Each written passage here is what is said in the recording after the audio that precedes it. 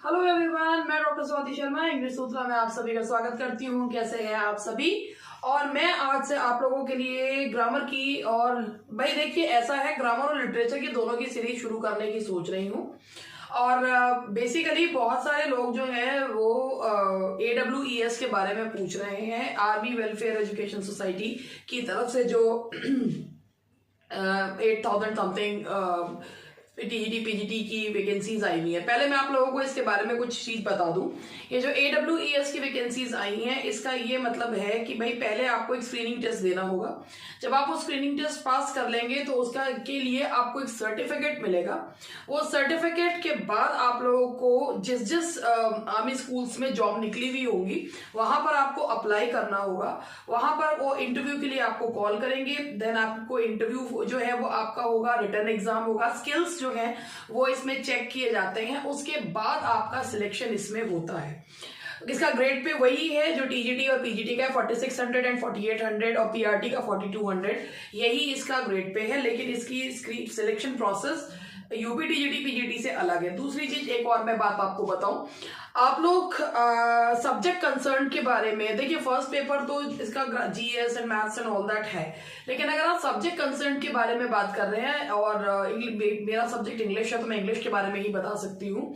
तो इन्होंने TGT में जो रखा है, इन्होंने स्पेसिफिकली मेंशन करा है कि कौन से क्लास में से कितने क्वेश्चंस जो हैं वो पूछे जाएंगे। जैसे 6th क्लास से लेकर 8th क्लास तक में से इतने 20 से 30 क्वेश्चंस पूछे जाएंगे।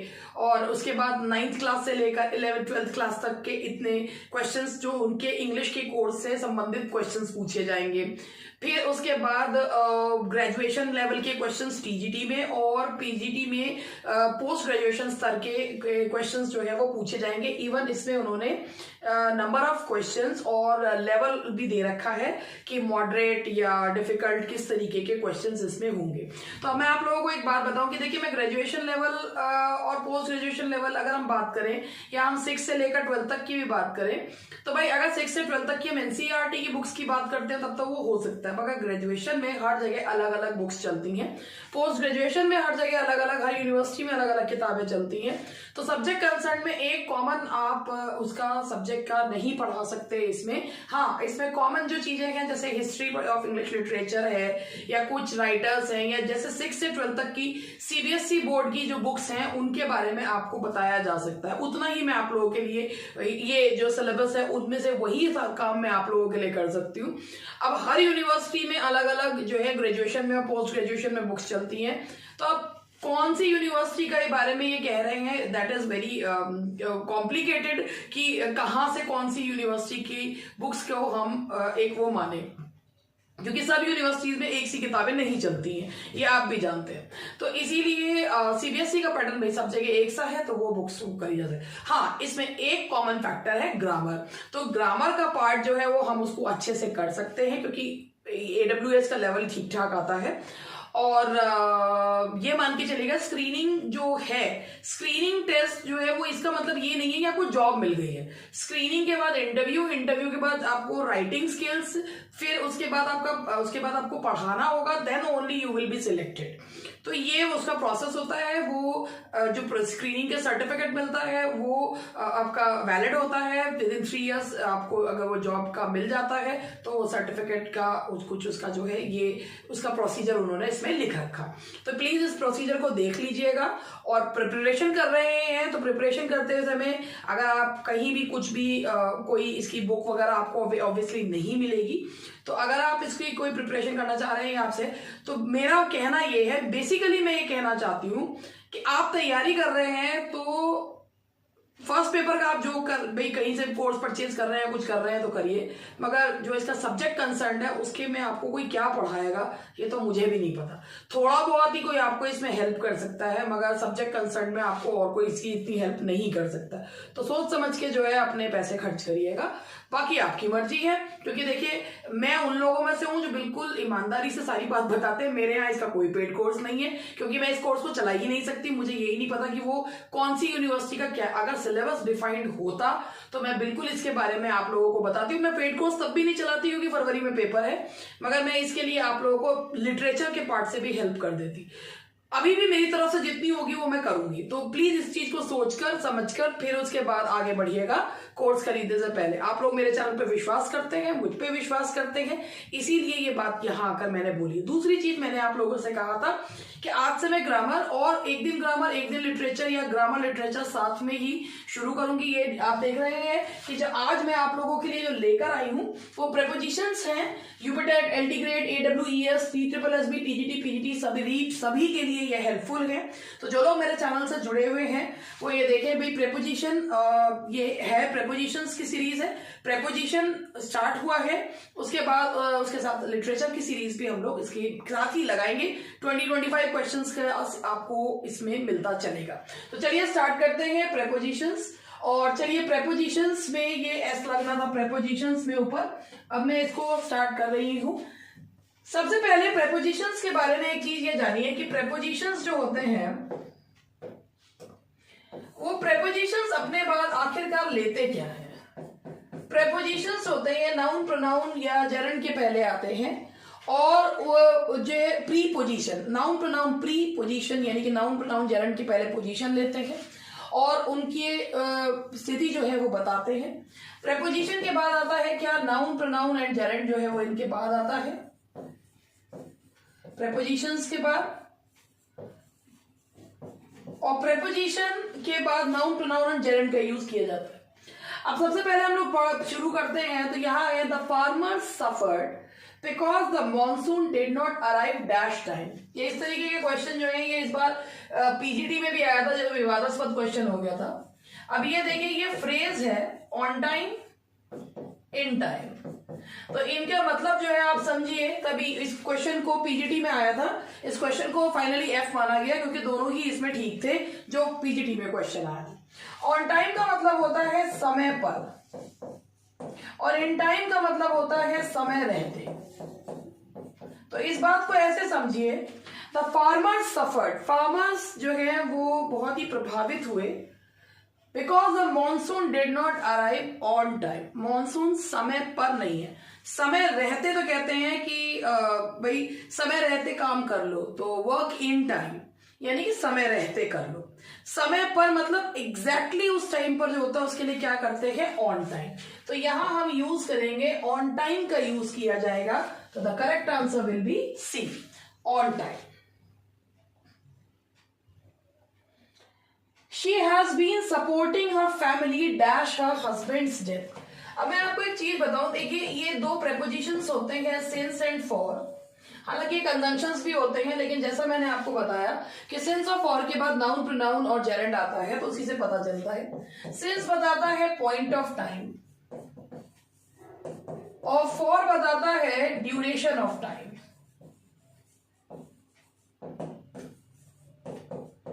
तो यहां आप ये देखिए she has been supporting her family dash her husband's death. तो ये क्या है, that is point of time. किसी बात का जो समय बिंदु जो है वो बता रहा है, ना कि ये अवधि जो है वो नहीं बता रहा है, ड्यूरेशन नहीं बता रहा है कि किसी की कोई काम कितने समय से हो रहा है। ये बता रहा है कि एक फिक्स पॉइंट ऑफ टाइम बता रहा है। तो फिक्स पॉइंट ऑफ टाइम बताने के लिए हम क्या यूज करते हैं, सिंस का यूज किया जाता है। Now the next question is the examination will begin। अब ये देखिए, वैसे तो मंडे के पहले कोई भी जो डे है, डे के पहले ऑन यूज होता है, ठीक है, डे के पहले ऑन यूज होता है। लेकिन अगर फ्यूचर में किसी प्रोग्राम की बात की जाए, अगर फ्यूचर में किसी प्रोग्राम की बात की जाती है कि भाई ये मंडे से शुरू होगा, ये ट्यूसडे से शुरू होगा, तो वहां फ्यूचर का प्रोग्राम बताने के लिए हम ऑन नहीं लगाते हैं। हम अगर भाई कोई चीज है कि अगर आप ये बोलते हैं कि भाई कोई चीज शुरू होगी, यानी कि फ्यूचर में किसी चीज की शुरुआत, बिगिन का वर्ड का यूज अगर आप कर रहे हैं तो वहां ऑन नहीं आएगा, वहां लगता है from. The examination will start from, the examination will begin from। तो begin के साथ, start के साथ, यानी कि फ्यूचर में अगर कोई चीज शुरू होने वाली है, सभी जगह नहीं, फ्यूचर में अगर कोई चीज शुरू होने वाली है तो उसके पहले हम क्या, उस दिन के पहले भी हम क्या लगाते हैं, फ्रॉम का यूज किया जाता है। The examination will begin from Monday. तो जो भी चीज मैं बोल रही हूं आप उसको ध्यान से सुनिएगा। वो नोट्स ऐसे बनाते हैं, जो लोग भी बनाते हैं वो लोग बना लें। My cousin will arrive. अब ये देखिए, मैंने अभी आपसे कहा था कि फ्यूचर में अगर कोई चीज शुरू होने वाली होगी तो हम फ्रॉम लगाएंगे, लेकिन डे के पहले जो है हम क्या लगाते हैं, ऑन का यूज किया जाता है। जैसे अब इसमें ये यहां पर ये मैं बताऊं भी आपको कि डे और डेट के पहले, डे और डेट के पहले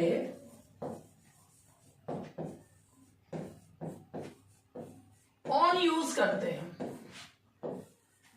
डे और डेट के पहले ऑन यूज करते हैं। तो यहां पर यहां ये है कि द एग्जामिनेशन विल बिगिन। अरे ये वही फिर वहां से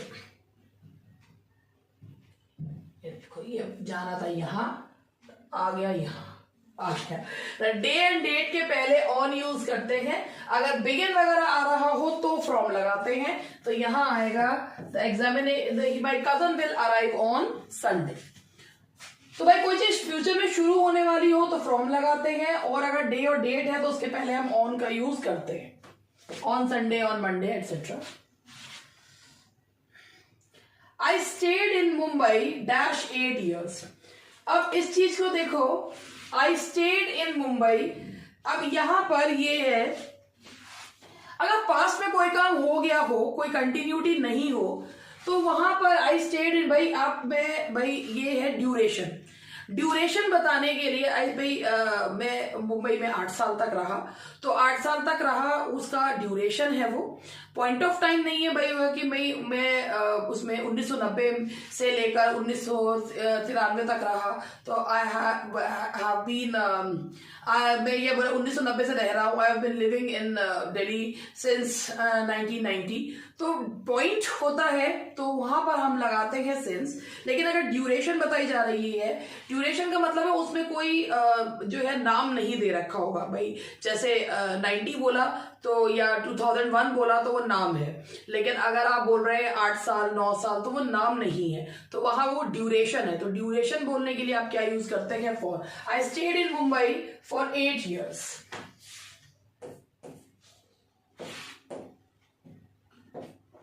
mister Murugan has been in this college dash 2010। ये फिर आपका ये पॉइंट ऑफ टाइम है, और जो पॉइंट ऑफ टाइम होता है यानी कि मैंने अभी आपको बताया किसी ईयर वगैरह का जो नाम होता है उसके लिए आप क्या लगाते हैं, सिंस का यूज किया जाता है। पॉइंट ऑफ टाइम सिंस, और duration of time that is for.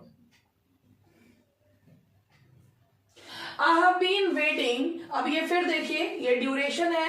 I have been waiting for half an hour, ये ड्यूरेशन है। I have been waiting dash 8 PM since I have been waiting for half an hour. Duration किसी चीज की अवधि बताई जा रही है तो फॉर, और पॉइंट ऑफ टाइम है तो since. India was a prosperous country dash the rain of Ashoka. अब एक चीज ये समझिए, ड्यूरिंग का मतलब होता है के दौरान,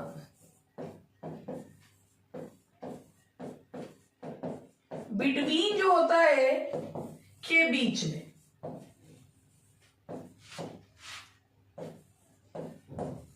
फ्रॉम से, वाइल जब। तो आप ये देखिए, India was a prosperous country during the rain of king Ashoka. और अगर आप ड्यूरिंग लगा भी रहे हैं तो उसके बाद एक चीज याद रखिएगा कि वाइल जो होता है वो आपका कंजंक्शन का काम करता है, ना कि प्रेपोजिशन का। क्योंकि इसमें वाइल जो होता है उसके बाद पूरा एक सेंटेंस आता है। ड्यूरिंग प्रेपोजिशन हुए तो उसके बाद नाउन, प्रोनाउन या जेरेंट का यूज किया जाएगा और कुछ नहीं है। The rain of king Ashoka पूरा एक नाउन का, पूरा जो है वो नाउन है। The rain of king Ashoka एक ये इसमें आ रहा है।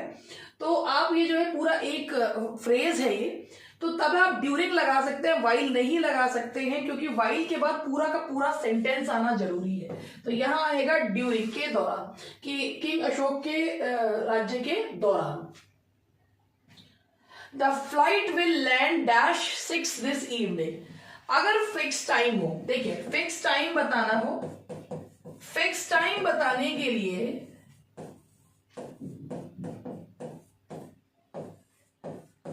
एड यूज करते हैं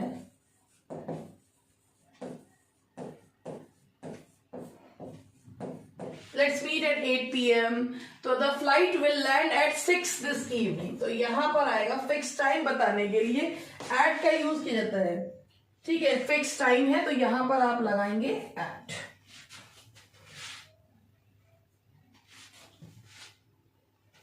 नाउ ये जो क्वेश्चन है ये आपके जो है स्पॉटिंग द एरर का है। He has been working on the problem from a long time but it's still not able to solve it. He has been working long time, long time जो है ये हुआ ड्यूरेशन, और जो duration बताए उसके लिए आप लगाते हैं फॉर, तो यहां से फ्रॉम हटाइए और क्या आएगा, फॉर का यूज किया जाएगा। He has been working on the problem for a long time, तो जो भी वर्ड ड्यूरेशन बताएगा उसके लिए आपको क्या यूज करना है, for. This kind of behaviour has not been seen here since the last 4 years, since the last 4 years। एक चीज देखेगा कि सिंस, फिर वही वाली बात, द लास्ट 4 years, ठीक है। अब लास्ट 4 years है, क्या है भाई, उनका नाम तो दे नहीं रखा, ड्यूरेशन बताई गई है, तो अगर ड्यूरेशन बताई जा रही है तो सिंस नहीं आएगा, that will be for the last 4 years, ठीक है।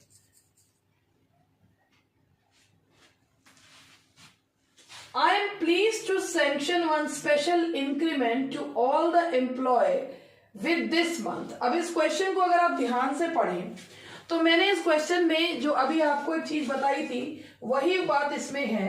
I am pleased to sanction one special increment to all the employees with this month। भाई इंक्रीमेंट इस मंथ से शुरू होगा, सैंक्शन हुआ है तो शुरू होगा।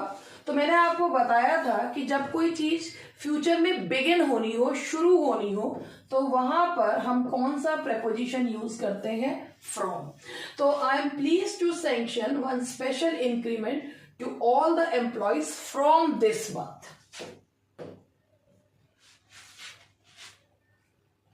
You will be tired of writing at the time you finish your research. देखिए, एक होता है by the time. By the time का मतलब समझिए कि बाय द टाइम का मतलब क्या होता है। बाय द टाइम का मतलब होता है जब तक। एक बाय द टाइम के बारे में समझिए, ये तब यूज होता है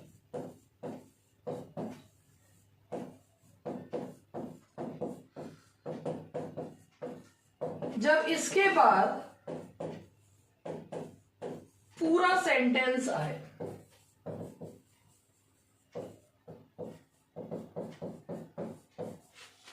ये तब यूज होता है जब इसके बाद पूरा सेंटेंस है। अब आप देख रहे हैं एट द टाइम अगर आप कहेंगे तो लोग लिख के छोड़ना पड़ेगा, लेकिन बाय द टाइम जो होता है वो एक फ्रेज है, उसके बाद पूरा का पूरा सेंटेंस आता है।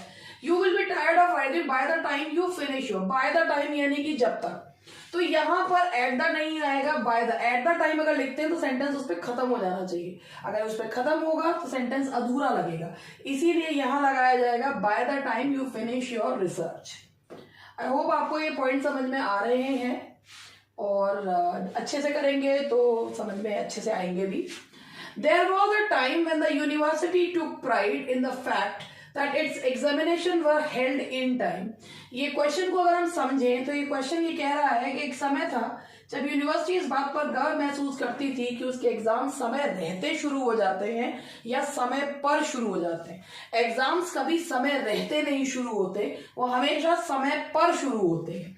तो यहाँ इन टाइम नहीं आएगा, यहाँ आएगा ऑन टाइम। और आज का लास्ट क्वेश्चन जो है वो मैं ले रही हूँ। अब आज इतने ही क्वेश्चंस लेके आई थी मैं। I am not familiar with all the important places in this town, although I have been living here for 2 years। फिर वही देखिए, ड्यूरेशन है तो सिंस नहीं आएगा, यहाँ for का यूज किया जाएगा। तो दैट्स ऑल फॉर टुडे। आज के लिए इतना ही, और जो जानकारी मुझे आप लोगों को देनी थी वो मैंने आपको दे दी। That's all for today. मिलते हैं कल शॉर्ट एंड क्रिस्प सेशंस के साथ। Bye bye, good night.